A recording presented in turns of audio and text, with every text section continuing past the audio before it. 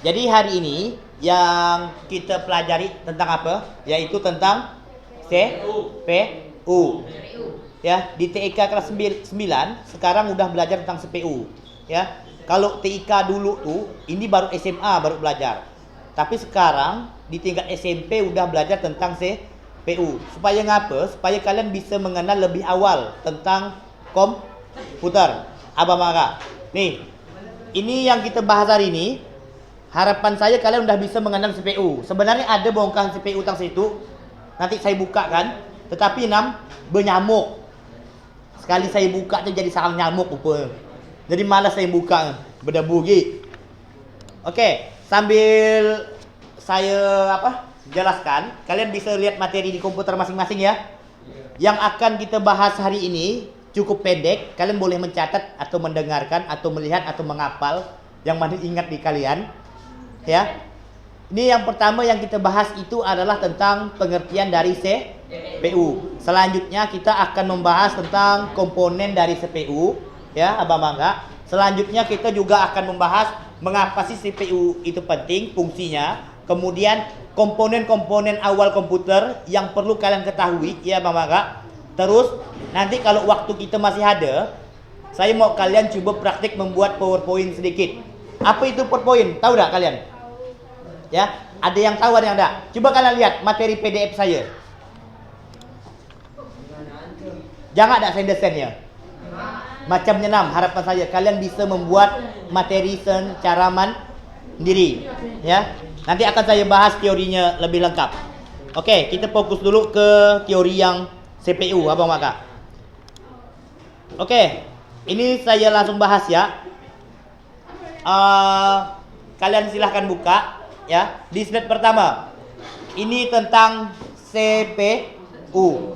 Jadi CPU itu, abang-abang, langsung kita buka di slide 2.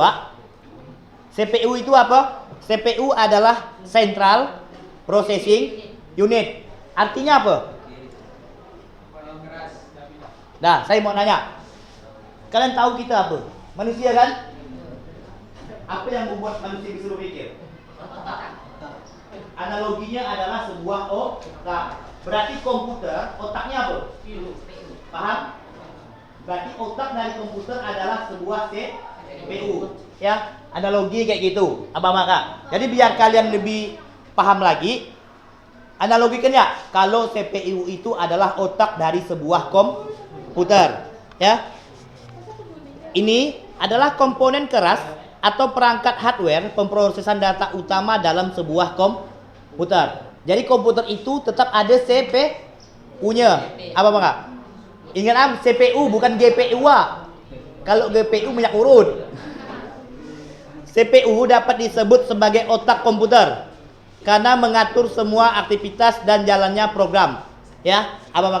Sekali lagi, CPU itu sebagai otak dari komputer. Terus apapun itu, semua hal yang berkaitan dengan proses dalam komputer, baik itu suatu proses yang sepele sekalipun, akan selalu diatur oleh CPU. Ingat Abang Kakak? Ya.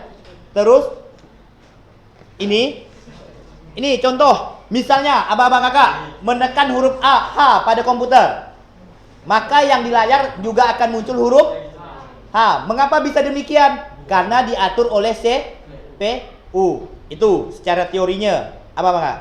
Terus kesimpulannya di sini, dengan demikian, tanpa adanya CPU dalam komputer, maka komputer tidak akan bisa melakukan apapun. Anggapnya mati. Begitu. Oke ya, Bang? Oke, nih, jadi CPU lah yang mengendalikan semua. Terus ada komponen dari komputer, dari CPU, Abang Mangga. Suatu CPU setidaknya memiliki sebuah prosesor. Nih, satu buah prosesor. Terus ini ada istilah hexacore. Itu ada berapa? 6. Okto 8. Artinya apa? Ada hexa 6. Okto 8. Artinya apa nih? Artinya, saya contohkan hexa. Berarti dia punya 6 otak sekaligus. 6 otak sekaligus. Kalau yang 8 punya 8 otak sekaligus. Makin pintar tak dia? Makin cepat dah. Ya. Begitu juga sekarang. Komputer semakin tinggi otaknya, semakin tinggi CPU-nya, maka dia semakin cepat dalam memproses sebuah data. Itu abang bangga. Jadi kalau kalian membeli komputer, Pak, komputer yang bagus itu apa? Cari komputer yang otaknya banyak. Intinya itu mah. Ya. Abang Kak, tuh, apa pergi ROG kata untuk main game. Itu otak lebih banyak itu. Ya. Oke. Saya lanjut lagi abang Kak, yaitu tentang di slide 4. Fungsi dari CPU. Yang pertama, Kak Nur Halimah. Jangan ngomong. Ini. Saya lanjut lagi. Fungsi utama di CPU itu yang pertama adalah melakukan operasi aritmatika. Tahu aritmatika? Matematika. Sebenarnya di kelas 1 pun sebenarnya dah belajar kalian tentang Excel. Dah pernah kenal tak? Kalau Excel kelas 2 tahu kenal. Tahu tak dengan Excel? Tahu. Ya, malah SD kata kawan ni. Ya. TIK kelas 7 sekarang udah belajar Excel. Apa sekarang yang kalian udah kelas 9? Ya, mak udah belajar tentang CPU.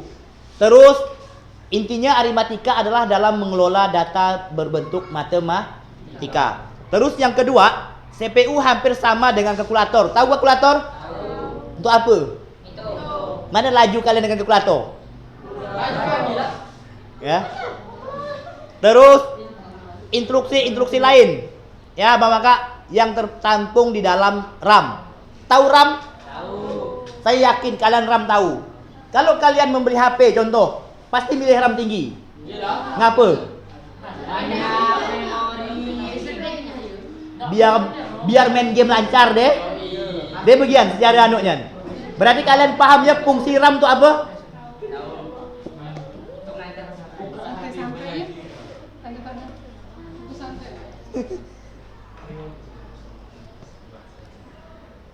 Oke, saya lanjut ya Bapak Kak.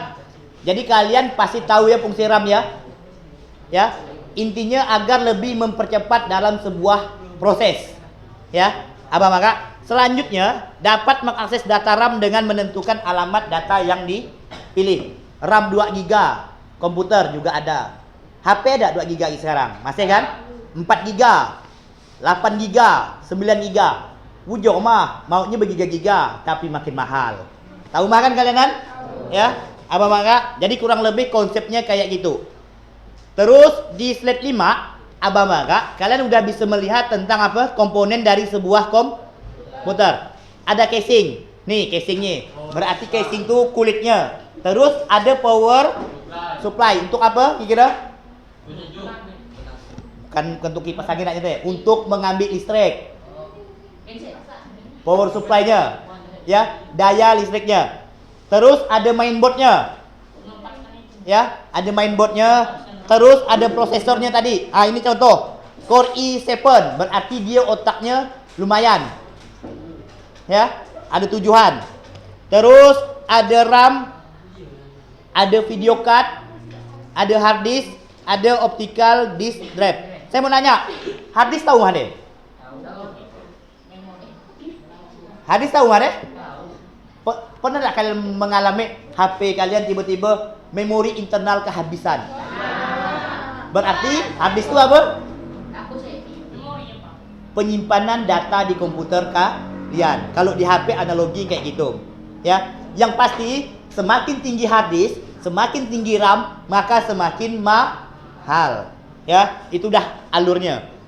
Oke, abang Kak, secara teori saya kira cukup. Ya, kita kalau langsung praktik saja.